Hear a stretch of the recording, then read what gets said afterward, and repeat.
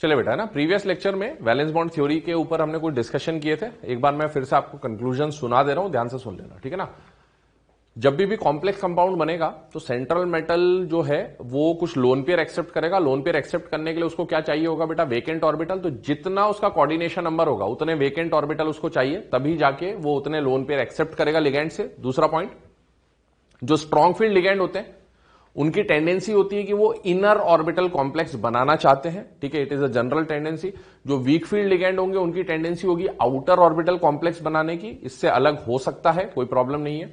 तीसरी बात, लिगैंड कौन सा स्ट्रॉन्ग और कौन सा वीक, तो वैसे तो एक पूरी सीरीज है, ठीक है ना। ये पूरी सीरीज में आपको पता है कार्बन डोनर, मैंने आपको लास्ट क्लास में बोला था कि कार्बन और nitrogen donor generally strong ligands होते हैं, और ऑक्सीजन, सल्फर और हैलोजन डोनर, है ना, halogen donor weak field ligands होते हैं।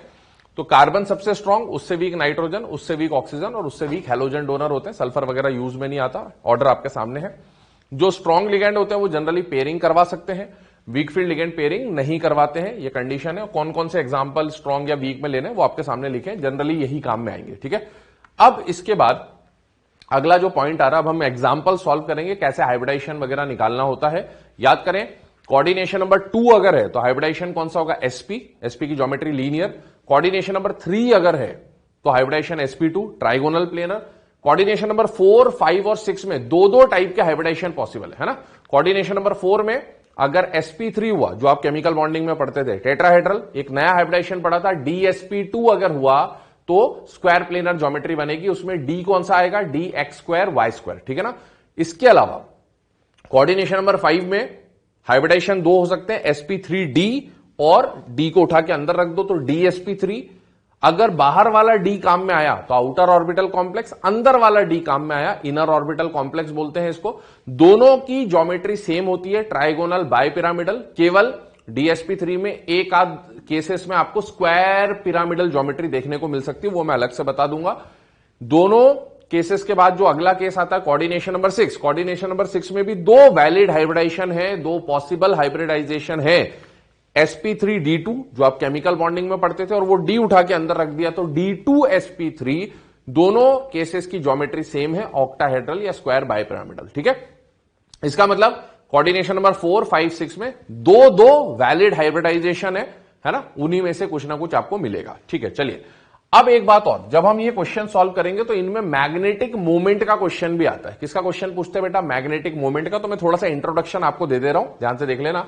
हम लोग जब मैग्नेटिक मोमेंट की बात करेंगे तो वैसे तो मैग्नेटिक मोमेंट कई टाइप के होते हैं, बट आपको जब एग्जाम में क्वेश्चन आएगा तो वो क्वेश्चन किसका आएगा बेटा? स्पिन ओनली मैग्नेटिक मोमेंट का। किसका आएगा बेटा? Spin only magnetic moment. And spin only magnetic moment को आप रिप्रेजेंट करते हैं म्यू एस से। किससे रिप्रेजेंट करते हैं बेटा? म्यू एस, है ना। म्यू इज मैग्नेटिक मोमेंट और S represent spin only. Mu S का स्पिन मैग्नेटिक मोमेंट का जो जनरल फॉर्मूला होता है that is n+2, under root में है ये, है ना। और इसकी यूनिट होती है बोहर मैग्नेटॉन, बीएम शॉर्ट में लिख देते हैं, बोहर मैग्नेटॉन। ये जो n है, n यहां पर किसको रिप्रेजेंट करता है बेटा? नंबर ऑफ अनपेयर्ड इलेक्ट्रॉन, ठीक है। ये n किसको रिप्रेजेंट करता है? Number of unpaired electron. आगे कई स्लाइड्स में आपको नंबर ऑफ यूपीई दिखेगा, यूपीई का मतलब है अनपेयर्ड इलेक्ट्रॉन, ठीक है ना। अब देखो, यहां पर जब हम कॉम्प्लेक्स देखेंगे तो सेंट्रल मेटल के पास कुछ अनपेयर्ड इलेक्ट्रॉन होंगे, जितने अनपेयर्ड इलेक्ट्रॉन है उतनी वैल्यू यहां पुट करो, आपको वैल्यूज मिलती जाएंगी, ठीक है ना। अब एक कंडीशन समझ ले, है ना, मैं ये बार बार फॉर्मूला नहीं लिखूंगा, मैं सिर्फ spin magnetic moment mu S और वैल्यू लिखूंगा। क्या होता है जब n का वैल्यू 1 होता है, n का वैल्यू 2 होता है, n का वैल्यू 3 होता है, कंडीशन समझे, n का वैल्यू 0। जब n का वैल्यू 0 है ना तो म्यू एस कितना हो जाएगा? 0, क्योंकि 0 इंटू 0+2 कुछ भी करो 0 ही आएगा। जब n का वैल्यू 1 है, यहां 1 पुट करा तो 1 इंटू 1+2 दैट इज 3, तो 1 इंटू 3 दैट इज √3, है ना, ये आ जाएगा √3, और √3 बोहर मैग्नेटॉन है, ठीक। ऐसे ही 2 रखा तो 2 इंटू 2+2 दैट इज √8, ठीक है, यहां आ जाएगा √15, ठीक है। इस तरह की कुछ कंडीशन बन रही है। अब आप देखो, जैसे 1 के बाद अगला नंबर क्या आता है? 2, है ना, किसका स्क्वायर रूट है? 4 का, तो 4 से 1 कम 3। 2 के बाद कौन सा नंबर आता है? 3 किसका स्क्वायर रूट है? 9 का, तो 9 से 1 कम 8। 3 के बाद कौन सा नंबर आता है? 4 किसका स्क्वायर रूट है? 16 का, 16 से 1 कम 15। इस तरह से आप थोड़ा सा लॉजिकली भी देख सकते हैं। एग्जाम में आपको ऐसा भी दिया जा सकता है म्यू एस का वैल्यू, या फिर डेसिमल में देता है, रूट सॉल्व करके दे देता है। तो रूट सॉल्व करके देगा तो 0 के लिए तो 0 ही आएगा। इसको देखो √3 को, इसका n का वैल्यू क्या है बेटा 1, तो इसका जो यहां पर मैग्नेटिक मूवमेंट आएगा ना वो क्या आएगा 1.1 है ना, तो 1 पॉइंट समथिंग, क्या आएगा 1 पॉइंट समथिंग, ठीक है। ये 2 है तो 2 पॉइंट समथिंग, 3 है 3 पॉइंट समथिंग, 4 होगा 4 पॉइंट समथिंग। जितने अनपेयर्ड इलेक्ट्रॉन उतने पॉइंट समथिंग में म्यू एस की वैल्यू आएगी।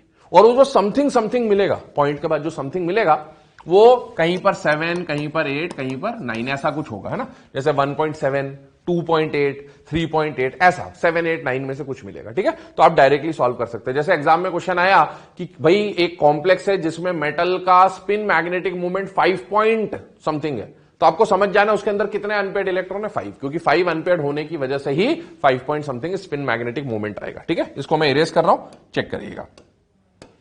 चलिए अब क्वेश्चन सॉल्व कर रहे हैं। सबसे पहली बात ध्यान से सुनना, अब जो बोल रहा हूं, अभी हम लोग क्या पढ़ रहे हैं बेटा वीबीटी में हम लोग क्या निकालेंगे, हाइब्रिडाइजेशन, ज्योमेट्री वगैरह, है ना। Inner orbital, outer orbital, spin magnetic movement क्या है, पैरामैग्नेटिक है, डायामैग्नेटिक है, ये सारी बातें हम निकालेंगे। इस वीबीटी के बाद एक और थ्योरी आती है CFT, क्रिस्टल फील्ड थ्योरी। उसमें भी हम यही काम करेंगे, है ना। तो पहले वीबीटी समझ लें अच्छे से, CFT उसके बाद हम लोग देखेंगे। दोनों में काम एक ही जैसा होता है, बट अलग अलग कोऑर्डिनेशन नंबर के लिए अलग अलग थ्योरीज को इंपॉर्टेंस दी जाती है, वो मैं आपको CFT के टाइम पे बताऊंगा। अभी आप VBT से सॉल्व करना सीखें, फिर हम CFT से भी सॉल्व करना सीखेंगे। आपको दोनों में से जो थ्योरी बेटर लगती है आप उससे आंसर निकाल सकते हैं एग्जाम में, ठीक है। चलिए देखें VBT, अलग अलग कोऑर्डिनेशन नंबर में से सबसे पहले, है ना, एग्जाम में मैंने आपको बोला मैक्सिमम टाइम 99% टाइम जो क्वेश्चन आता है वो या तो कोऑर्डिनेशन नंबर 4 का आता है या कोऑर्डिनेशन नंबर 6 का आता है। तो हम 4 और 6 के लिए मेनली डिस्कस करेंगे। 5 का एक आध एग्जांपल मैं बता दूंगा। 2 और 3 में तो हाइब्रिडाइजेशन फिक्स है कि 2 अगर कोऑर्डिनेशन नंबर हुआ तो sp और 3 हुआ तो sp2, है ना। तो अब देखें कोऑर्डिनेशन नंबर 6, एक बात बताओ, कोऑर्डिनेशन नंबर 6 अगर कॉम्प्लेक्स का हुआ तो कोऑर्डिनेशन नंबर तो हम निकाल लेंगे। कोऑर्डिनेशन नंबर 6 के लिए कितने पॉसिबल वैलिड हाइब्रिडाइजेशन हो सकते हैं? 2, कि अगर कोऑर्डिनेशन नंबर 6 हुआ तो या तो कॉम्प्लेक्स का हाइब्रिडाइजेशन sp3d2 निकलेगा या फिर हाइब्रिडाइजेशन d2sp3 निकलेगा। 2 ही वैलिड हाइब्रिडाइजेशन है कोऑर्डिनेशन नंबर 6 के लिए, 2 पॉसिबल हाइब्रिडाइजेशन, या तो sp3d2 या d2sp3। ध्यान से सुनना, अगर सॉल्व करने का तरीका देखेंगे हम लोग, सॉल्व करते वक्त इन दोनों में से कोई हाइब्रिडाइजेशन आ गया तो आपका आंसर सही है। अगर इसके अलावा मान लो ऐसा कुछ आ गया dsp3d, ये देखो, क्या ये हाइब्रिडाइजेशन इन दोनों में से है क्या? नहीं, है ना।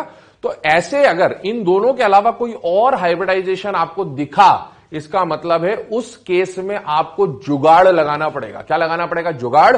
और जुगाड़ लगा के इन दोनों में से कोई एक हाइब्रिडाइजेशन लाना पड़ेगा, क्योंकि कोऑर्डिनेशन नंबर 6 के लिए 2 ही पॉसिबल वैलिड हाइब्रिडाइजेशन होते हैं, या तो sp3d2 आना चाहिए या d2sp3 आना चाहिए। इसके अलावा अगर 6 में कोई और आ गया वो नहीं चलेगा, उसमें जुगाड़ लगेगा, ठीक है। डिस्कस करेंगे। अब देखिए, इरेज कर रहा हूं उसको, देखते आइए। कोऑर्डिनेशन नंबर 6 में पहला एग्जांपल, है ना, पहले हम सिंपल सी कंडीशन समझेंगे, ठीक है, फिर जुगाड़ वाले केसेस भी मैं आपको बताऊंगा। पहला केस CO NH36Cl3, समझते जाइएगा स्टेप बाय स्टेप। बेटा सबसे पहला काम, है ना, अभी आपको कोऑर्डिनेशन नंबर 6 यहां दिया हुआ है, एग्जाम में आपको निकालना पड़ेगा, है ना। तो आप देखिए इसमें कॉम्प्लेक्स में कोऑर्डिनेशन नंबर निकालो बेटा। एक अमोनिया एक जगह काटेगा, 6 अमोनिया 6 जगह काटेंगे, तो मेटल का कोऑर्डिनेशन नंबर क्या हो गया? 6। क्या कोऑर्डिनेशन नंबर 6 के लिए 2 पॉसिबल हाइब्रिडाइजेशन होते हैं? यस। कौन कौन से? sp3d2 या d2sp3। उसके अलावा अगर कुछ आया तो क्या लगाएंगे? जुगाड़ लगाएंगे, ठीक है। अब देखो मेटल का ऑक्सीडेशन स्टेट निकालो, तो यहां कोबाल्ट का ऑक्सीडेशन स्टेट कितना आ जाएगा? +3। आई होप अब इसमें प्रॉब्लम नहीं होनी चाहिए। अब क्या है, मेटल का जो ऑक्सीडेशन स्टेट है उसके लिए मेटल की कॉन्फ़िगरेशन लिखनी है। बेटा कोबाल्ट जब न्यूट्रल में होता है, नॉर्मल फॉर्म में होता है, तो कोबाल्ट का कॉन्फ़िगरेशन क्या होता है? आर्गन 4s2 3d7, है ना। पर अभी कोबाल्ट किसमें है? +3 में। +3 का मतलब है 3 इलेक्ट्रॉन निकलेंगे। इलेक्ट्रॉन निकलेंगे कहां से? आउटर से। 4s से या 3d से? 4s से। तो मैं रीअरेंज कर रहा हूं, कोबाल्ट आर्गन 3d को मैंने अंदर लिख दिया, 4s को बाहर लिख दिया, ताकि इलेक्ट्रॉन निकालते वक्त गड़बड़ी ना हो। तो बेटा अब जैसे ही कोबाल्ट पे +3 आया, 2 इलेक्ट्रॉन तो s के गए और 1 इलेक्ट्रॉन d का गया, क्या बचा? कोबाल्ट +3 का कॉन्फ़िगरेशन आर्गन 3d6। क्या बन गया? Argon 3d6। अब सुनो, ये आपको हर बार करना होगा, मेटल का जो स्टेट है उसके करस्पॉन्डिंग उसकी कॉन्फ़िगरेशन लिखनी है। ये जो कॉन्फ़िगरेशन आपने लिखी है, इस कॉन्फ़िगरेशन के करस्पॉन्डिंग आपको इसका डब्बे वाला डायग्राम बनाना पड़ेगा। क्या बनाना पड़ेगा? डब्बे वाला डायग्राम। डब्बे वाले डायग्राम से मेरा मतलब है ऑर्बिटल डायग्राम बनाएंगे, ठीक है ना, फिलिंग दिखाएंगे। जैसे ये कोबाल्ट +3 3D दिख रहा है इसमें, ये 3D में कितने इलेक्ट्रॉन? 6, 1 2 3 4 5 6 फिल कर दिया। 3D के अलावा ये 4s अब 0 हो चुका है, तो 4s भी शो करोगे, 4p भी शो करोगे, और साथ में क्या शो करोगे? 4d। क्या शो करोगे? 4d। ऐसा क्यों? ये जो फोर्थ शेल है ये इसके लिए NH शेल है, ये जो थर्ड शेल है ये इसके लिए कौन सा शेल है बेटा? N-1। याद करो, हाइब्रिडाइजेशन दो टाइप के हो सकते हैं कोऑर्डिनेशन नंबर 6 में, sp3d2 या d2sp3, मतलब दोनों डी काम में आ सकते हैं। बाहर वाला डी आया तो आउटर ऑर्बिटल, और अंदर वाला डी काम में आया तो इनर ऑर्बिटल। इसीलिए दोनों डी लिखने पड़ेंगे, अंदर वाला भी और बाहर वाला भी, ठीक है ना? आ रही बात समझ में? चलिए आगे बढ़ रहे हैं। ये बना दिया अपन ने। अब सुनिए, क्या कोबाल्ट +3 जो मेटल आयन है इसके पास कुछ अनपेयर्ड इलेक्ट्रॉन दिख रहे हैं या नहीं दिख रहे हैं बेटा? दिख रहे हैं, ठीक है ना? अब बात यहां से शुरू होती है, ये तो आपको हर बार करना है, इसमें कुछ नया नहीं है। क्या सेंट्रल मेटल के N-1d में, सेंट्रल मेटल के N-1d में अनपेयर्ड इलेक्ट्रॉन है या नहीं है? है। अब ये अनपेयर्ड इलेक्ट्रॉन की पेयरिंग होगी या नहीं होगी? क्या बोला मैंने? अनपेयर्ड इलेक्ट्रॉन की पेयरिंग होगी या नहीं होगी, ये कौन डिसाइड करेगा? लिगेंड डिसाइड करेगा। यहां लिगेंड कौन है? NH3। कौन डिसाइड करेगा? लिगेंड। सफल SFL है ना, WFL कैसा लिगेंड है? देखो, क्या यहां पर लिगेंड SFL है या WFL है बेटा? SFL। क्यों? क्योंकि नाइट्रोजन डोनर और कार्बन डोनर जनरली क्या होते हैं? SFL होते हैं ना। मैंने आपको टेबल में एग्जांपल भी लिखा रखे, उनको याद भी रखें। क्या अमोनिया एक SFL है, स्ट्रॉन्ग फील्ड लिगेंड है? यस। SFL की प्रॉपर्टी क्या होती है? It is successful in pairing up the unpaired electrons. बेटा यहां कितने अनपेयर्ड इलेक्ट्रॉन दिख रहे हैं? 4। पेयरिंग करवाइए तो बेटा इसकी पेयरिंग हो गई, इसकी भी पेयरिंग हो गई, मतलब 4 अगर पेयर कर दिए तो कितने बचे बेटा? 2, ठीक है ना? ये N-1 ध्यान रखिएगा, इस N-1 और N को अभी मैं हटा दे रहा हूं, ठीक है? आप ध्यान रखिएगा। चलिए, या मैं इसको अलग से लिख दे रहा हूं। देखें, ये क्या है बेटा? N-1, और ये पूरा 4 वाला 4d तक ये क्या है बेटा? N है ना? ठीक है। अब देखो, इसका मतलब है जब पेयरिंग हुई तो पेयरिंग होने के बाद का स्ट्रक्चर देखिए कैसा बना। ये ऐसा आ गया, यहां पर भी ऐसे आ गए और यहां पर भी ऐसे आ गए, ऐसी कंडीशन बन गई, पेयर अप हो गए। अब सुनो, SFL ने क्या करा दी? पेयरिंग करा दी। अब आप देखो मेटल का कोऑर्डिनेशन नंबर कितना? 6। ये अमोनिया जब आएगा तो ये कोबाल्ट को क्या देगा? लोन पेयर देगा। कितने लोन पेयर देगा? 6। मेटल कितने लोन पेयर लेने वाला है? 6। कोऑर्डिनेशन नंबर क्या बता रहा है? कितने लोन पेयर लेगा, और जितने लोन पेयर लेने हैं मेटल को उतने क्या चाहिए? मेटल को वेकेंट ऑर्बिटल। क्या चाहिए बेटा? वेकेंट ऑर्बिटल, ठीक है ना? तो अब आप देखो मेटल को कितने वेकेंट ऑर्बिटल चाहिए, ये यहां से पता चलेगा। कितने चाहिए? 6। जहां तक इलेक्ट्रॉन है उसके जस्ट बाद से वेकेंट ऑर्बिटल काउंट करो। 1 2 3 4 5 6 आ गया, 6 ऑर्बिटल। इसके अलावा ये जो डायग्राम था इसको मैं यहां भी बना दे रहा हूं, ठीक है ना, ताकि आपको समझने में आसानी रहे। 1 2 3 4 5, ये कौन है बेटा? 4d है। मेटल को जो 6 वेकेंट ऑर्बिटल काम में आए वो कौन कौन से बेटा? 2 3 4 5 6, 1 2 3 4 5 6। इन दोनों को देखो, ये कौन से ऑर्बिटल है? डी है या एस है या पी है बेटा? डी। कितने डी है? ये 2, d2। एस है कितना है? 1 एस। और ये पी कितने है बेटा? 3। इस नाम को पढ़ो। क्या ये नाम D2sp3 दिख रहा है? यस, है ना? और याद करो कोऑर्डिनेशन नंबर 6 में मैंने बोला था 2 ही हाइब्रिडाइजेशन हो सकते हैं, एक तो D2sp3 और एक sp3d2। क्या ये जो हाइब्रिडाइजेशन है ये दोनों में से कोई एक है या नहीं है? कौन सा हाइब्रिडाइजेशन है बेटा? D2sp3। क्या ये एक वैलिड हाइब्रिडाइजेशन है या नहीं है बेटा? है। तो इसका मतलब है आपने जो आंसर निकाला है वो सही है। अदरवाइज अगर इनके अलावा कुछ और आता तो आपको क्या लगाना पड़ता? जुगाड़। ये पहली बात हो गई, ठीक है? अब सुनो मेरी बात। हाइब्रिडाइजेशन कौन सा निकल के आ गया? D2sp3। इस तरह से हाइब्रिडाइजेशन निकालना है ना? अगर ये 2 यूज ना आके इधर के 2 यूज आते तो क्या हो जाता? sp3d2, ठीक है? अब एक बात बताओ, ये जो डी हाइब्रिडाइजेशन में यूज आए हैं, ये जो डी यूज आए हैं, ये कौन से हैं? अंदर वाले N-1 वाले हैं या N वाले हैं बेटा? कौन सा डी काम में आया? अंदर वाला डी या बाहर वाला डी? अंदर वाला डी।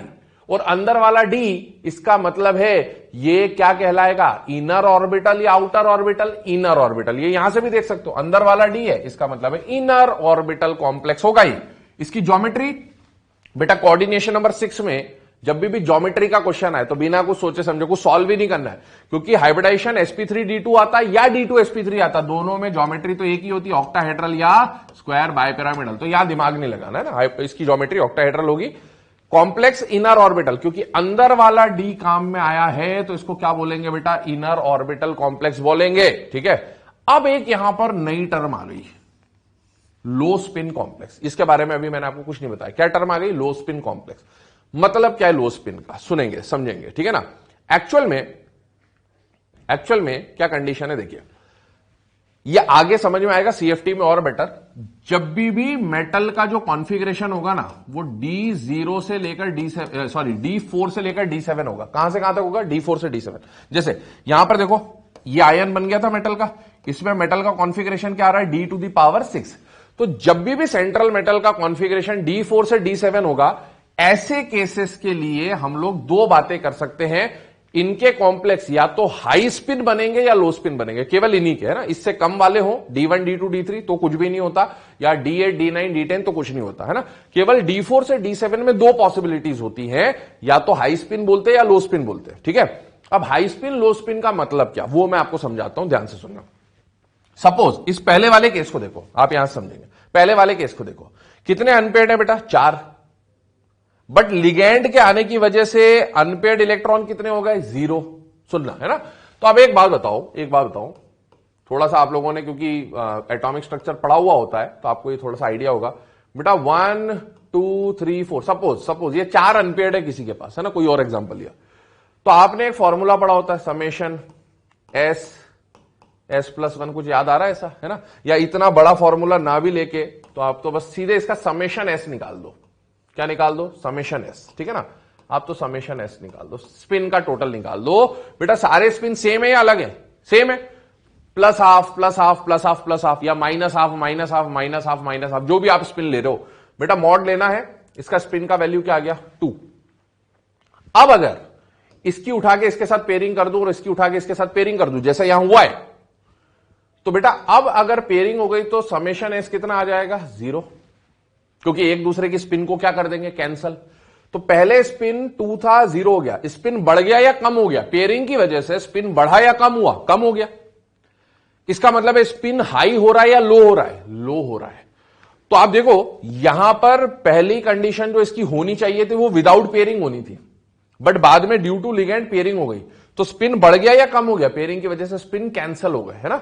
और जब भी स्पिन कैंसिल होंगे तो ऐसे कॉम्प्लेक्सेस को क्या बोलते हैं बेटा, लो स्पिन कॉम्प्लेक्स। क्या बोलते हैं बेटा, लो स्पिन कॉम्प्लेक्स। ठीक है, पहचानने का सीधा सा तरीका, मेटल की कंडीशन इनिशियली जो है लिगैंड के आने के बाद भी अगर वैसी ही रहती तो ऐसे कॉम्प्लेक्सेस को इस केस में 4 से 7 में हम लोग क्या बोलेंगे, हाई स्पिन। और अगर लिगैंड में एक भी पेयरिंग हो जाए, यहां तो सारे पेयरिंग हो गए, बट एक भी पेयरिंग हो जाए तो बेटा स्पिन में कुछ तो डिक्रीज आएगा, और स्पिन में अगर डिक्रीज आया तो उसे क्या बोलेंगे बेटा, लो स्पिन कॉम्प्लेक्स। बट वो पेयरिंग है या नहीं है वो कब देखना, इनिशियल और फाइनल में। पहले पेयरिंग नहीं थी, उसके बाद यहां आने पर एक भी पेयरिंग हो गई या 2 या 3, कुछ भी पेयरिंग, इससे ज्यादा पेयरिंग यहां दिख गई तो लो स्पिन, और जैसा यहां है अगर वैसा ही यहां बन गया तो हाई स्पिन। मतलब पहले जितने अनपेयर्ड थे, बाद में अगर अनपेयर्ड उससे कम हो गए तो लो स्पिन, पहले जितने अनपेयर्ड थे लास्ट तक उतने ही अनपेयर्ड रहे तो हाई स्पिन। ठीक है ना, इस तरह से बोला जाएगा। चलिए आगे बात कर रहा हूं मैग्नेटिक नेचर। बेटा इस केस को देखेंगे ना, आफ्टर द लिगैंड के आने के बाद क्या हुआ उसको देखना है, ये फाइनल केस है। यहां पर कोई अनपेयर्ड इलेक्ट्रॉन दिख रहा है क्या, नहीं, ये सारे पेयर्ड है और ये लोन पेयर है, तो बेटा कोई अनपेयर्ड इलेक्ट्रॉन नहीं है, इसलिए diamagnetic. Number of unpaired electron कितने हैं, 0, अनपेयर्ड इलेक्ट्रॉन 0, तो डायामैग्नेटिक। और spin only magnetic movement represent करते हैं किससे, म्यू एस से। किससे रिप्रेजेंट करते हैं, म्यू एस से। बेटा 0 अनपेयर्ड इलेक्ट्रॉन है तो स्पिन मैग्नेटिक मूवमेंट भी 0 आएगा। कितना आएगा, 0, है ना। एक अनपेयर्ड होता तो 1 पॉइंट समथिंग, 2 अनपेयर्ड होता 2 पॉइंट समथिंग, 0 अनपेयर्ड है तो 0 पॉइंट समथिंग मत कर देना, चमत्कार मत दिखा देना। 0 अनपेयर्ड है तो 0 बोहर मैग्नेट्रॉन, ये इसका केस हो गया। ठीक है, moving on to next example. देखें सेकंड एग्जांपल आ रहा है COF6 3- तरीका सेट करें। सबसे पहले मेटल का क्या निकालना, ऑक्सीडेशन स्टेट और कोऑर्डिनेशन नंबर। बेटा यहां पर कोऑर्डिनेशन नंबर कितना दिख रहा है, 6 है ना, क्योंकि 6 फ्लोराइड है, सारे मोनोडेंटेट है, तो एक एक जगह काटेंगे तो 6 जगह मेटल को काटा गया, coordination number 6।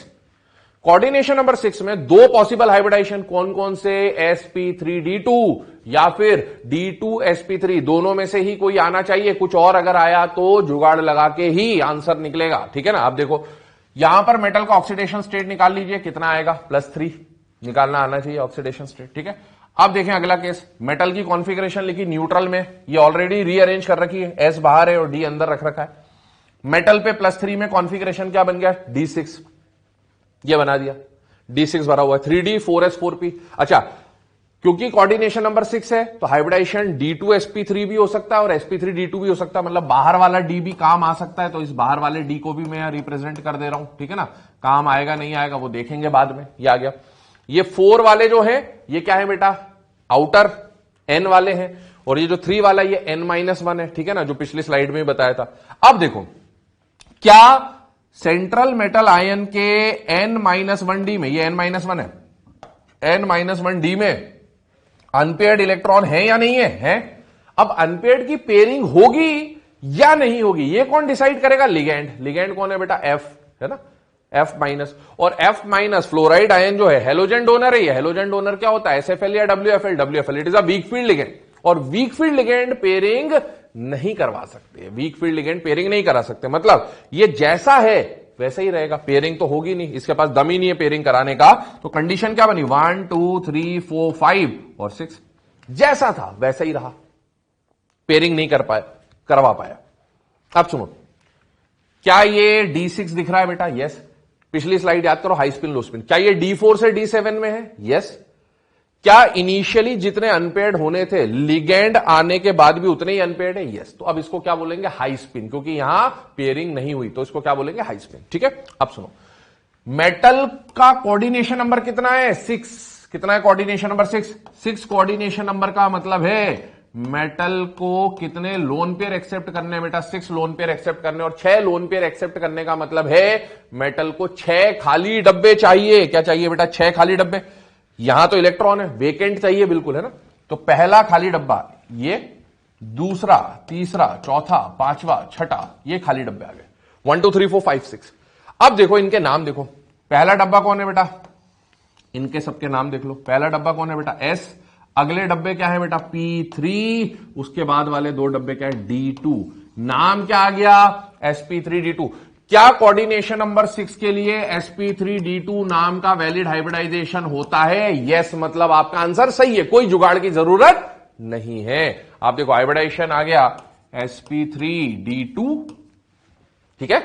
Geometry, coordination number 6 में हाइब्रिडाइजेशन कुछ भी आ जाए, ज्योमेट्री तो ऑक्टाहेड्रल या स्क्वायर बायपिरामिडल ही रहेगी, कोई प्रॉब्लम नहीं है। इस बार आप देखो हाइब्रिडाइजेशन में जो डी आया वो अंदर वाला है या बाहर वाला है, बाहर वाला, D2 बाहर की तरफ लिखा, या ये 2 हाइब्रिडाइजेशन में काम आ रहे, तो इसीलिए इसको क्या बोलेंगे, आउटर ऑर्बिटल कॉम्प्लेक्स। इस बार मैंने बता दिया था पेयरिंग एक भी नहीं हुई है, तो हाई स्पिन रहेगा। पैरामैग्नेटिक है क्योंकि इसके पास अनपेयर्ड इलेक्ट्रॉन है। कितने अनपेयर्ड इलेक्ट्रॉन है, 1 2 3 4। कितने अनपेयर्ड इलेक्ट्रॉन है, 4। अनपेयर्ड अगर एक या एक से ज्यादा हो तो पैरामैग्नेटिक, और स्पिन मैग्नेटिक मोमेंट μs, कितने अनपेयर्ड है बेटा, 4। तो 4 पॉइंट समथिंग समथिंग इसका मैग्नेटिक मोमेंट आ जाएगा, 4 पॉइंट समथिंग समथिंग इसका मैग्नेटिक मोमेंट आ जाएगा, ठीक है ना। अब देखें, ये हो गया इसको सॉल्व करने का तरीका। तो SFL आया तो पेयरिंग हुई, WFL आया पेयरिंग नहीं हुई, ये 2 नॉर्मल केसेस थे। अब इसके आगे मैं 3 और एग्जांपल्स बताऊंगा आपको, उन 3 एग्जांपल्स में जुगाड़ वाले केसेस बताऊंगा, बहुत ध्यान से समझना, क्योंकि कोऑर्डिनेशन नंबर 6 मैं समझा रहा हूं, कोऑर्डिनेशन नंबर 5 या 4 आप खुद ट्राई करेंगे, मैं जल्दी से उनको सॉल्व करके बता दूंगा आपको, ठीक है ना। देखते जाइए। अब देखिए थर्ड एग्जांपल आ गया, CONH3 ये जुगाड़ नंबर 1 का केस है ना, समझिएगा ध्यान से क्या जुगाड़ लग सकते हैं।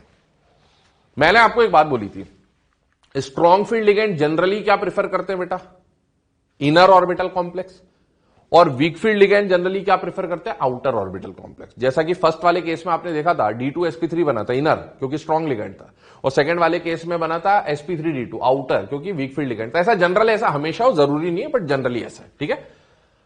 यहां देखिए कॉम्प्लेक्स CONH3 6Cl2, ठीक है।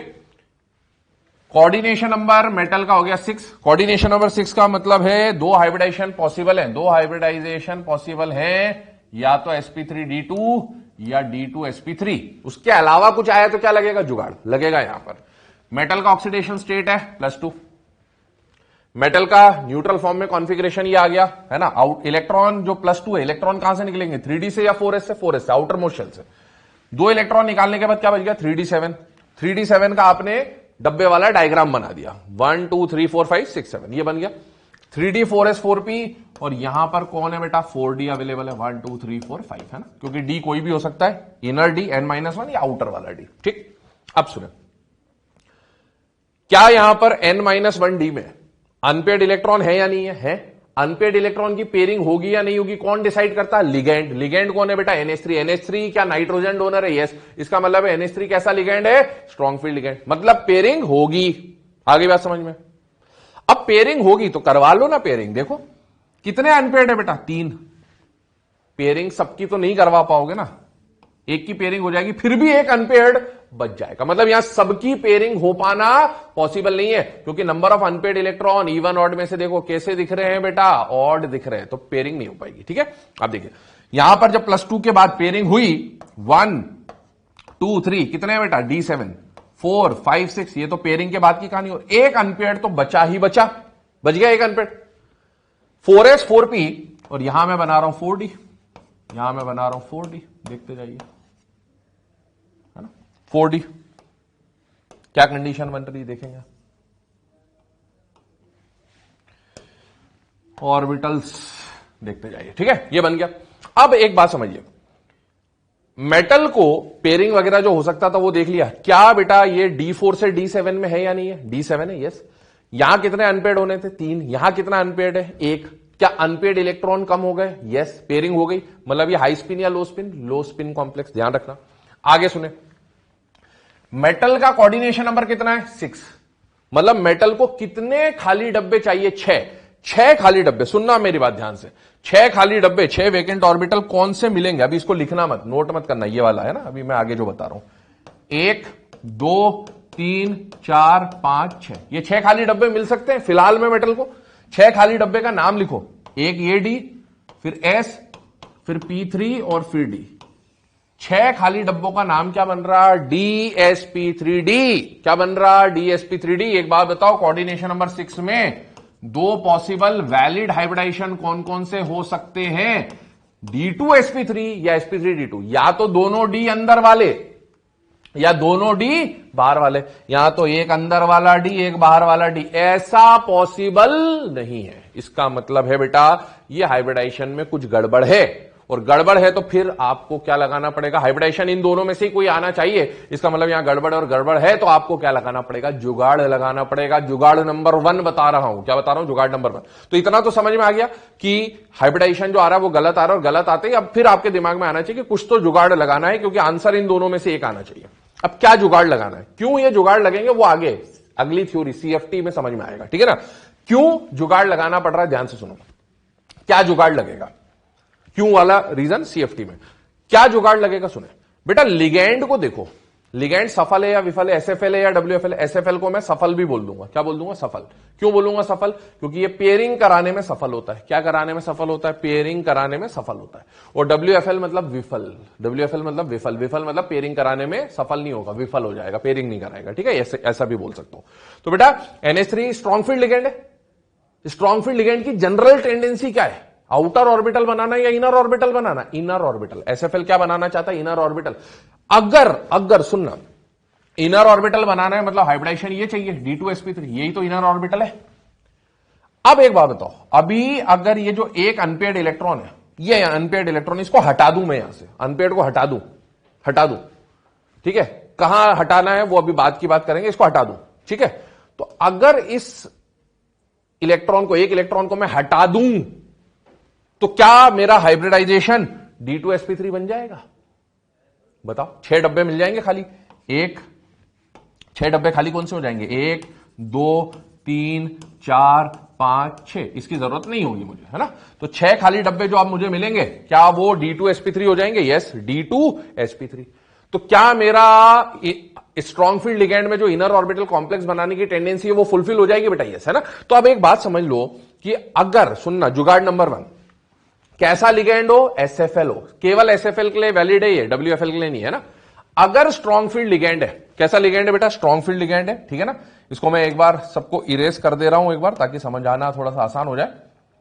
अगर स्ट्रॉन्ग फील्ड लिगैंड है, कैसा लिगैंड है बेटा, स्ट्रॉन्ग फील्ड लिगैंड है ना। यहां पर ऑक्सीडेशन स्टेट आ गया था +2, कोऑर्डिनेशन नंबर था 6, इसका हाइब्रिडाइजेशन जो निकल के आ रहा था 1 2 3 4 5 6 ऐसा आ रहा था, एक अनपेड इलेक्ट्रॉन बचा हुआ था। अगर मैं इस एक अनपेड इलेक्ट्रॉन को हटा देता तो जो 6 खाली डब्बे मुझे चाहिए थे वो क्या मिल रहे थे, D2sp3। इसको हटाने पर D2sp3 मिल जाएगा मुझे, और D2sp3 मिल जाएगा मुझे।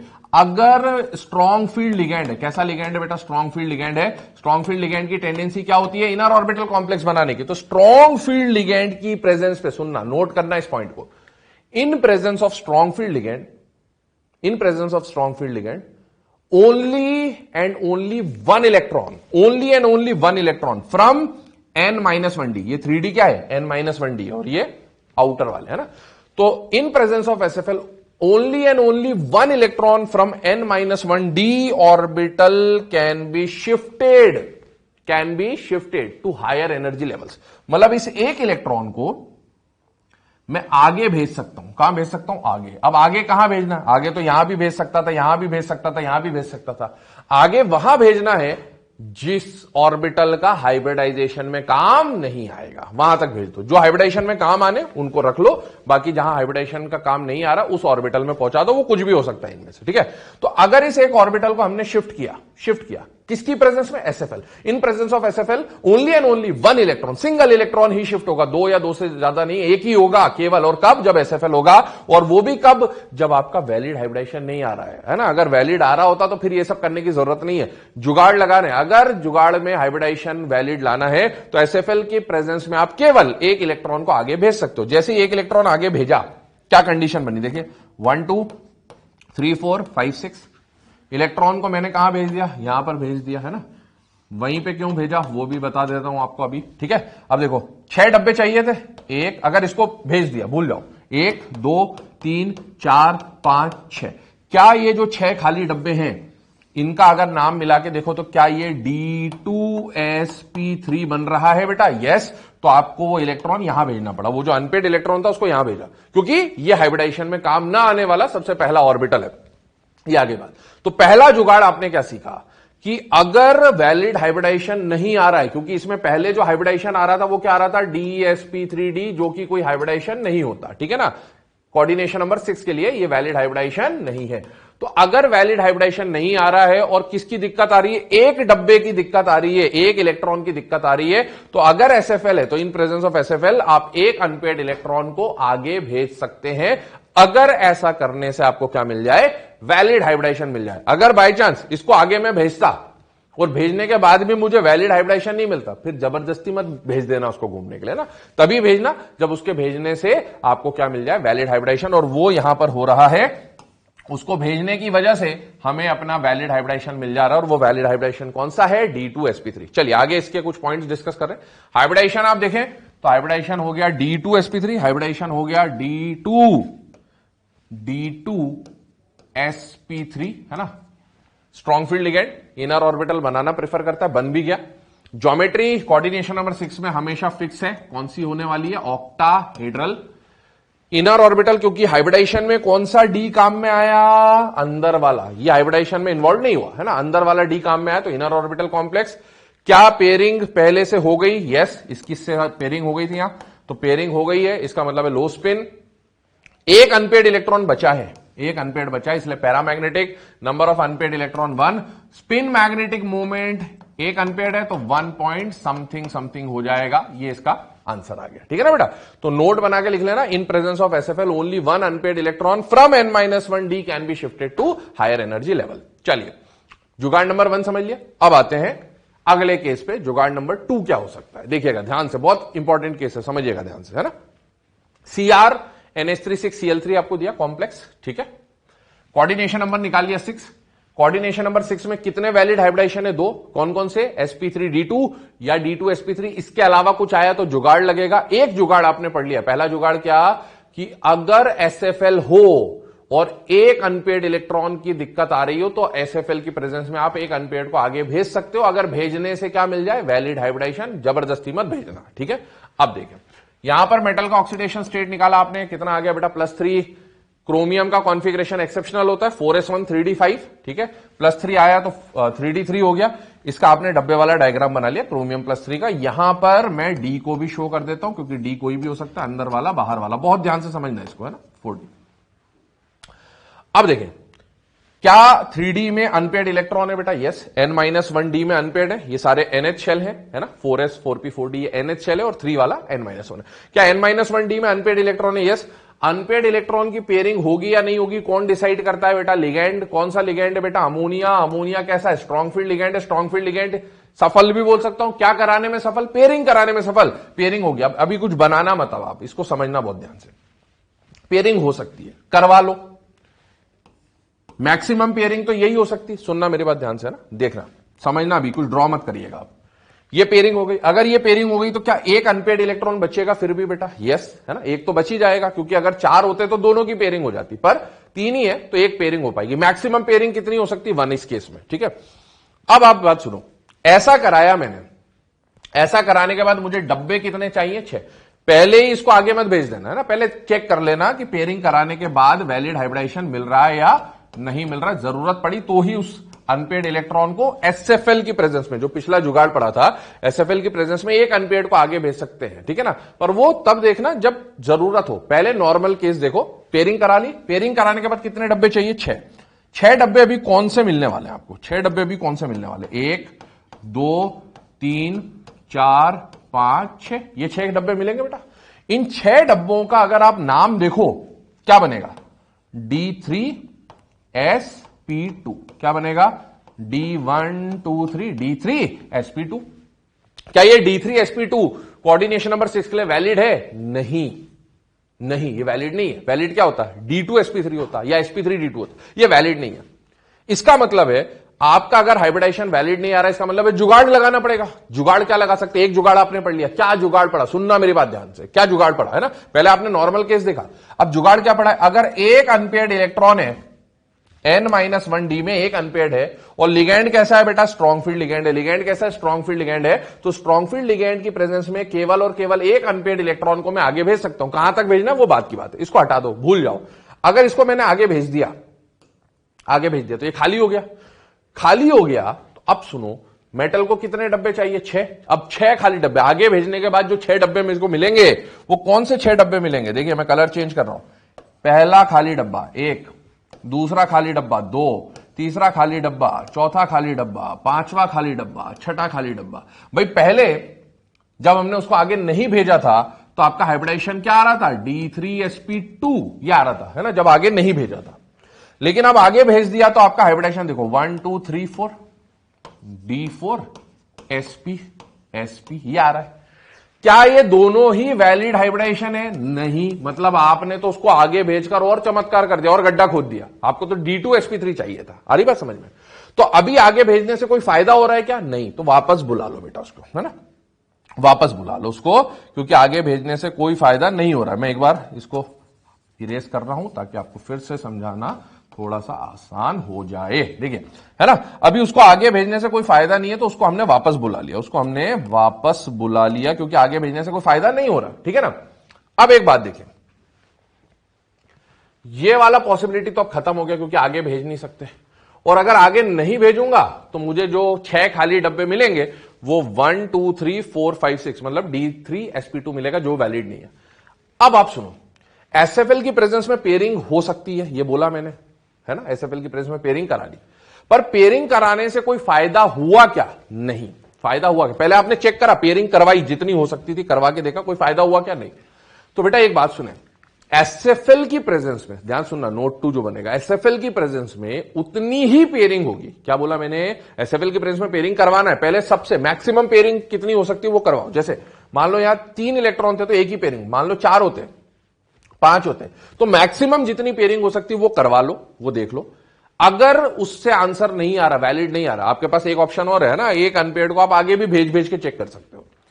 मैक्सिमम पेयरिंग करा के देखो, अगर उससे आंसर नहीं आ रहा तो एक कम पेयरिंग कराओ। जैसे यहां पर अगर मैं बात करूं, यहां कितनी पेयरिंग हो सकती थी? 2 की पेयरिंग हो सकती थी, है ना, 2 की पेयरिंग हो सकती थी इस वाले केस में, क्योंकि 4 अनपेयर्ड है। सपोज बनाया है मैंने नया केस, है ना, ये इससे पेयर हो जाते हैं, ठीक है। पहले 2 की पेयरिंग करा के देखते हैं, 2 की पेयरिंग से अगर वैलिड हाइब्रिडाइजेशन आ जाता तो ठीक है, अदरवाइज 2 की पेयरिंग ना करा के मैं 1 की कराऊंगा। मतलब एसएफएल की प्रेजेंस में उतनी ही पेयरिंग कराना है जिससे वैलिड हाइब्रिडाइजेशन मिले। क्या बोला मैंने? एसएफएल की प्रेजेंस में उतनी ही पेयरिंग कराना है जिससे वैलिड हाइब्रिडाइजेशन मिले। स्टार्टिंग फ्रॉम मैक्सिमम पेयरिंग से डिक्रीज करते जाइए और मिनिमम पेयरिंग तक आते जाइए। अब देखो, अगर पहले मैं ये वाला केस आपको समझा दूं जो अभी हम पढ़ रहे थे, ठीक है ना बेटा। अगर इसमें पेयरिंग करवा दी हमने, सुनना मेरी बात है ना, इस वाले केस को समझ लें। ये हमने पेयरिंग करा के देखा था, पेयरिंग करा के ये आया। पेयरिंग कराने के बाद हाइब्रिडाइजेशन क्या बन रहा था? D3sp2। उसके बाद मेरे पास एक जुगाड़ भी था कि एसएफएल होने पर मैं एक इलेक्ट्रॉन को आगे भेज सकता हूं। मैंने वो भी करके देख लिया, उससे भी वैलिड नहीं आया, तो उस अनपेयर्ड को मैंने वापस बुला लिया क्योंकि उससे कोई फायदा नहीं हो रहा। अब देखो, एसएफएल की प्रेजेंस में यहां पर मैक्सिमम पेयरिंग कितनी हो सकती थी? 1। मैंने करा के देख ली, नहीं हो सकती। अब उससे डिक्रीज करते जाओ, तो 1 से कम कितनी पेयरिंग हो सकती है? 0। आप एक ही पॉसिबिलिटी है यहां पर। तो अब आप इस केस में अगर पेयरिंग नहीं करवाते हैं, एसएफएल है लेकिन अगर आप इस केस में पेयरिंग नहीं करवाते हैं तो बेटा क्या कंडीशन बन रही है? देखिए, ये कंडीशन ही रहेगी। और पेयरिंग नहीं होने पर मेटल को कितने डब्बे चाहिए बेटा? 6। दोनों में ही, दोनों केस में पेयरिंग हो ना हो, मेटल को तो 6 खाली डब्बे चाहिए। अभी बताइए 6 खाली डब्बे कौन से मिलने वाले हैं? 1 2 3 4 5 6। और ये 6 खाली डब्बों का नाम अगर मैं लिख दूं तो क्या ये नाम D2sp3 आ जाएगा बेटा? क्या ये नाम D2sp3 आ जाएगा बेटा? यस। और D2sp3, क्या D2sp3 एक वैलिड हाइब्रिडाइजेशन है? यस। मतलब इस केस में स्ट्रॉन्ग फील्ड लिगेंड होने के बावजूद पेयरिंग नहीं होगी। पहले आपने पेयरिंग करा के देखा, इलेक्ट्रॉन आगे भेज सकते थे, सब कर लिया, जो जो जुगाड़ हो सकते थे सब कर लिया, बट इस केस में पेयरिंग कराने से कोई फायदा नहीं है, इसीलिए आप पेयरिंग नहीं कराएंगे even in the presence of SFL. ये बात हम सीएफटी में भी देखेंगे, वहां आपको बहुत इजीली समझ में आएगा, है ना। क्या होता है जब भी मेटल का कॉन्फ़िगरेशन, सुनना मेरी बात, मेटल का कॉन्फ़िगरेशन D1 D2 या D3 होता है। क्या होता है? D1 D2 या D3। उस केस में लिगेंड कैसा भी हो, एसएफएल हो या WFL हो, कोई पेयरिंग नहीं होती है। क्या बोला मैंने? D1 D2 D3 हो अगर कॉन्फ़िगरेशन, लिगेंड कोई भी हो, एसएफएल हो WFL हो, पेयरिंग की जरूरत ही नहीं है। आप इवन यहां देख सकते हो, एसएफएल है, पेयरिंग होनी चाहिए थी बट नहीं हुई। क्यों नहीं हुई? क्योंकि पेयरिंग अगर हो जाती तो उससे वैलिड हाइब्रिडाइजेशन नहीं मिलता आपको, ठीक है ना। देखिए हाइब्रिडाइजेशन D2sp3, डी कौन सा है बेटा? अंदर वाला मतलब इनर ऑर्बिटल कॉम्प्लेक्स। ज्योमेट्री आपको पता ही, ऑक्टाहेड्रल होगी। डी अंदर वाला है, inner orbital complex. Magnetic nature para, 3 unpaired है, 3 अनपेयर्ड है मतलब 3 पॉइंट समथिंग इसका स्पिन मैग्नेटिक मोमेंट आ जाएगा। Spin magnetic moment 3 point something आ जाएगा। और इसमें मैंने हाई स्पिन लो स्पिन नहीं लिखा है क्योंकि हाई स्पिन लो स्पिन किसके लिए बोलते हैं? D4 से D7। इसका कॉन्फ़िगरेशन D3 है तो इसके लिए हाई स्पिन लो स्पिन नहीं बोलेंगे। अगर पूछ ले फिर भी तो हाई स्पिन ही है क्योंकि कोई पेयरिंग नहीं हुई, ठीक है ना बेटा। ये आ गया। अब ये तो आप नोट कर ले। इसी केस में एक और केस समझा रहा हूं ताकि और क्लियर हो जाए। ये आप नोट कर ले पॉज करके, ठीक। अब स्टार्ट कर रहा हूं एक और केस। ये पूरा मैं इरेज कर रहा हूं, ध्यान से देखिए। ये सारा केस आ गया आपके सामने, ठीक है ना। अब देखो, मान लीजिए यहां ये जो कॉम्प्लेक्स आपको दिया है, इसके बदले मैंने कॉम्प्लेक्स लिया होता MnCN6 3- है ना। ये एग्जाम में आया हुआ क्वेश्चन है, ठीक है, जो मैं बता रहा हूं। MnCN6 3- बेटा मेटल Mn मान के चलना हुआ है ना, ये बाय डिफॉल्ट आपको अब Mn मान के चलना है ना, ये सब भूल जाइए। अब देखो MnCN6 बेटा मैंगनीज का oxidation state +3, coordination number 6। Coordination number 6 मतलब 2 पॉसिबल हाइब्रिडाइजेशन sp3d2 या D2sp3, ठीक है ना। अब देखिए +3 आया बेटा, Mn+3 का कॉन्फ़िगरेशन क्या बनेगा? आर्गन 3d4, ये कॉन्फ़िगरेशन आ जाएगा। आप चेक कर लीजिएगा, 3d4 मतलब ये आ गया, ठीक है ना। ये S है, ये P है, यहां क्या बना है बेटा? 4d, यहां क्या बना है बेटा? 4d। ध्यान से देखते जाइए, समझते जाइए। 4 इलेक्ट्रॉन है बेटा। लिगेंड यहां पर कौन है? Cn है ना। NH3 ना होके यहां कौन आ गया बेटा? Cn-। क्या Cn- SFL है या WFL है बेटा? SFL है। SFL है मतलब पेयरिंग कराने में सफल या विफल? सफल। पेयरिंग करा दो। कितनी मैक्सिमम पेयरिंग हो सकती है? 4 अनपेयर्ड है तो 2 मैक्सिमम पेयरिंग हो सकती, करवा दो 1 2 3 4, ये आ गया। मेटल को कितने खाली डब्बे चाहिए? 6 खाली डब्बे कौन से मिलेंगे अभी फिलहाल में पेयरिंग के जज्बात से? 1 2 3 4 5 6। अगर ये 6 खाली डब्बे आप देखो तो हाइब्रिडाइजेशन का नाम क्या बन रहा, D3sp2। क्या बन रहा, D3sp2। क्या ये वैलिड है, नहीं। क्या ये वैलिड है, नहीं। और अगर ये वैलिड नहीं है तो फिर आपके पास कैसा लिगेंड है, एसएफएल। एसएफएल की प्रेजेंस में एक जुगाड़ पड़ चुको, क्या कि अनपेयर्ड इलेक्ट्रॉन, अगर एक अनपेयर्ड इलेक्ट्रॉन हो तो उसको आगे भेज सकते हो। क्या यहां कोई अनपेयर्ड इलेक्ट्रॉन है, नहीं, तो आगे भेजने वाला तो रोल ही खत्म। अब दूसरा जुगाड़ जो बताया था इससे जस्ट ये वाले एग्जांपल में क्या बताया था, एसएफएल होने पर, इन प्रेजेंस ऑफ एसएफएल उतनी ही पेयरिंग होगी, ऐसे ही लिख लेना, एसएफएल की प्रेजेंस में उतनी ही पेयरिंग होगी जिससे वैलिड हाइब्रिडाइजेशन मिलेगा। एसएफएल था, मैक्सिमम कितनी पेयरिंग हो सकती थी, 2। आपने करा के देख लिया, वैलिड हाइब्रिडाइजेशन नहीं मिल रहा। अब धीरे धीरे एक एक डिक्रीज करो, तो 2 पेयरिंग से कम करो, कितनी पेयरिंग होगी, 1 पेयरिंग, है ना, 1 करा के देख लो। सपोज इसकी इससे पेयरिंग हो जाती है बट इसकी इससे पेयरिंग नहीं होती, ठीक है। तो इसके बाद जो कंडीशन बनती, वो कंडीशन क्या बनती, जरा गौर फरमाइएगा, ठीक है ना।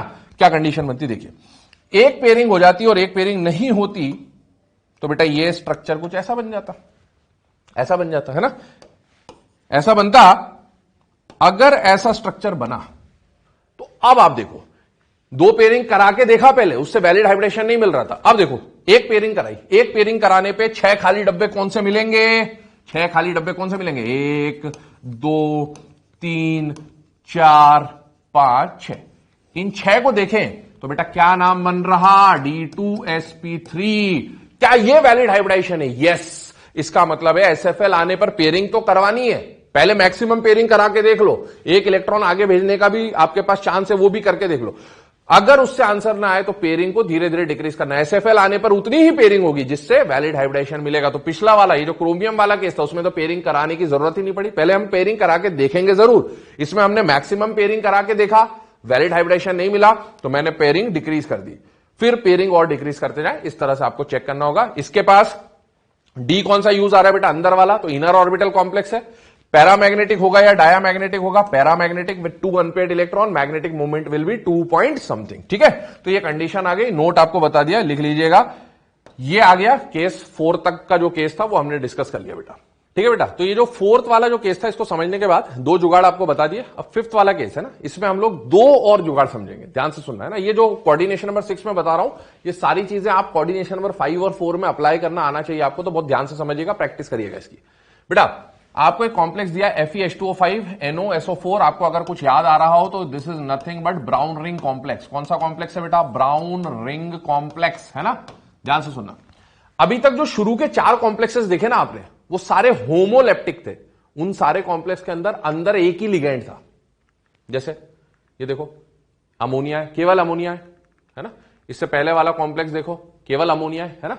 बट अभी जो कॉम्प्लेक्स अपन देख रहे हैं, इसमें 2 टाइप के लिगेंड्स है आपके सामने। कितने टाइप के लिगेंड्स है बेटा, 2 टाइप के, एक H2O और एक NO, ठीक है। और 2 टाइप के लिगेंड है, मतलब ये हेट्रोलेप्टिक कॉम्प्लेक्स है। अब अगर एक ही टाइप का लिगेंड था, पिछले वाले केसेस में, चारों केसेस में एक ही टाइप का लिगेंड था, तो वो एक टाइप का या तो SFL था या WFL था, मतलब कहानी खत्म थी, या तो पेयरिंग करवाना है या नहीं कराना है। अब लिगेंड 2 टाइप के आ गए, सुनना मेरे बात, 2 टाइप के लिगेंड, क्या क्या पॉसिबिलिटीज बनेगी। दोनों लिगेंड SFL हो सकते हैं तो पेयरिंग करवाने वाली कंडीशन, दोनों लिगेंड WFL हो सकते हैं, पेयरिंग नहीं करवाने वाली कंडीशन। अब एक केस आ सकता है कि दोनों में से एक स्ट्रॉन्ग और एक वीक आ जाए, कैसा आ जाए, एक स्ट्रॉन्ग और एक वीक। अब प्रॉब्लम आती है कि पेयरिंग कराएं या ना कराएं। तो ऐसे केस में जब एक स्ट्रॉन्ग एक वीक आ जाए, तो जिसकी लाठी उसकी भैंस, क्या बोला मैंने, जिसकी लाठी उसकी भैंस, मतलब जिसकी क्वांटिटी ज्यादा वो डोमिनेट कर जाएगा, ठीक है ना। अब आप देखो इस वाले केस में पहली बात, जो नॉर्मल कंडीशन है, पहले हम उसकी बात करते हैं, ऑक्सीडेशन स्टेट और कोऑर्डिनेशन नंबर निकाल रहा हूं बेटा।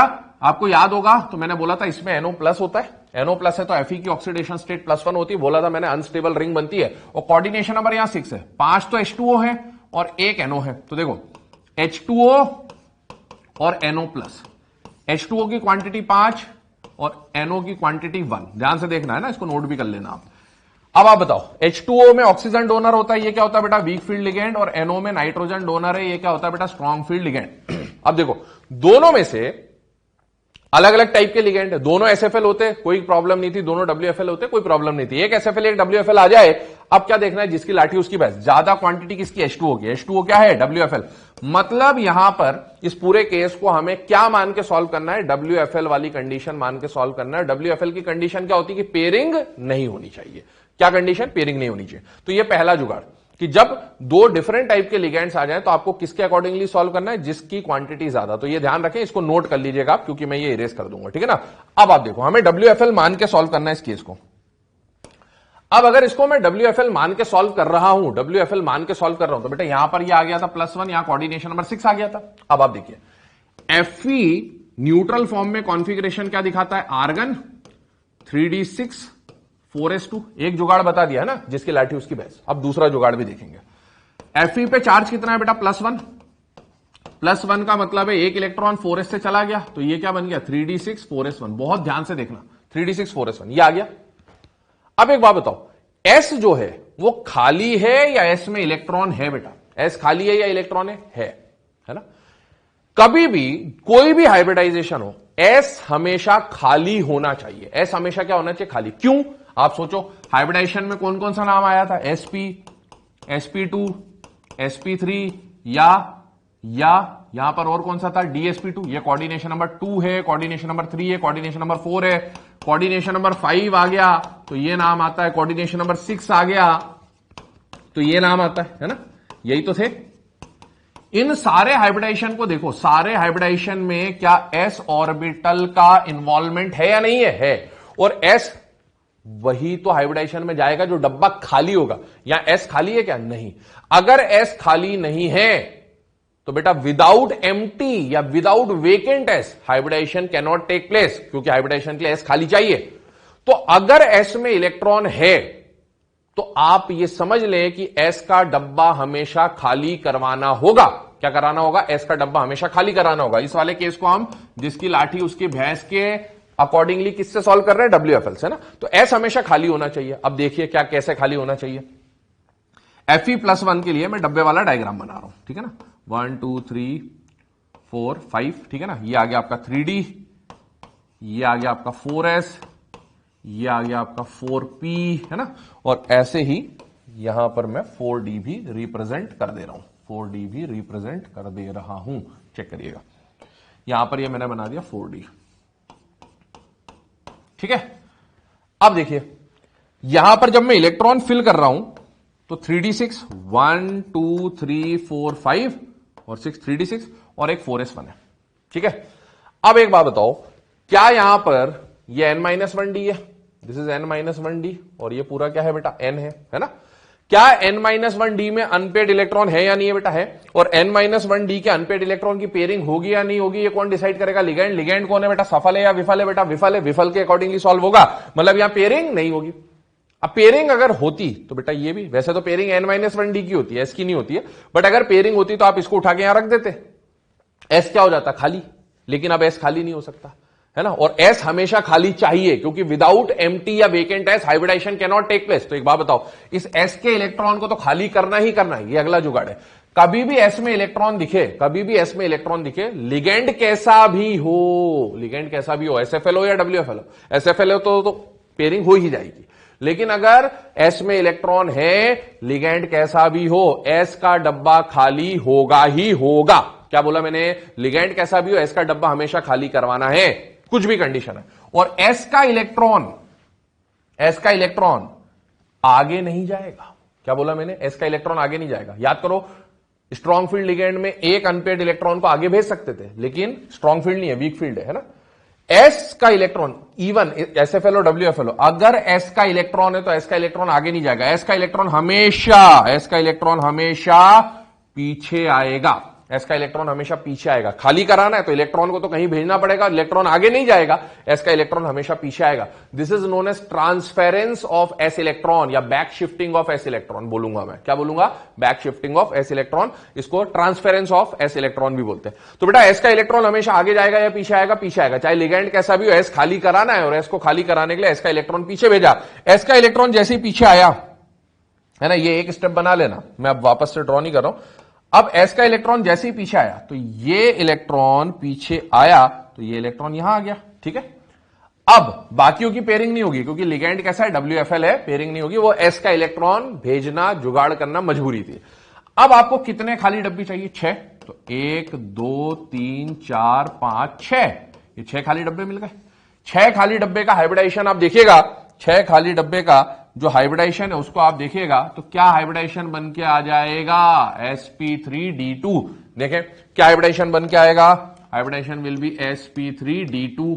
ज्योमेट्री पक्का है, ऑक्टाहेड्रल ही होती है ना। इसके बाद डी कौन सा यूज आ रहा है हाइब्रिडाइजेशन में? बाहर वाला मतलब आउटर ऑर्बिटल कॉम्प्लेक्स, ठीक है। इसके अलावा इसको लो स्पिन कॉम्प्लेक्स बोल सकते हैं क्योंकि इनिशियली ये पेयरिंग नहीं होनी थी, 5 अनपेड थे इनिशियली, बट एस ट्रांसफरेंस की वजह से 3 अनपेड बचे, तो लो स्पिन भी बोल सकते हैं। और क्या अनपेड इलेक्ट्रॉन है या नहीं है बेटा? है, इसका मतलब ये पैरामैग्नेटिक होगा। Number of unpaired electron 3, spin magnetic moment will be 3 point something, ये इसका केस आ जाएगा, ठीक है। तो इस केस में आपने 2 बातें सीखी। एक तो अगर हेटेरोलेप्टिक कॉम्प्लेक्स हो तो जिसकी लाठी उसकी भैंस, उसके अकॉर्डिंगली सॉल्व होगा। और अगर कभी भी एस में इलेक्ट्रॉन है तो बिना कुछ सोचे समझे एस का इलेक्ट्रॉन हमेशा बैक शिफ्ट होगा, ट्रांसफरेंस ऑफ एस इलेक्ट्रॉन इसको बोलते हैं, तो है ना। For hybridisation, for valid hybridisation, S orbital must always be vacant. If electron is present in S orbital then it must be back shifted. Back shifted मतलब इसमें n-1d में ले जाना है आपको, यह हमेशा होगा, ठीक है। तो this was about VBT coordination number 6। Next lecture में मैं कोऑर्डिनेशन नंबर 5 और 4 आपको बताऊंगा, बट आपके मॉड्यूल में कोऑर्डिनेशन नंबर 4 के एग्जांपल्स ऑलरेडी दिए हुए, जो जुगाड़ मैंने बताए उन्हीं से वो सॉल्व होंगे, आप चाहे तो उन्हें प्रैक्टिस भी कर सकते हैं।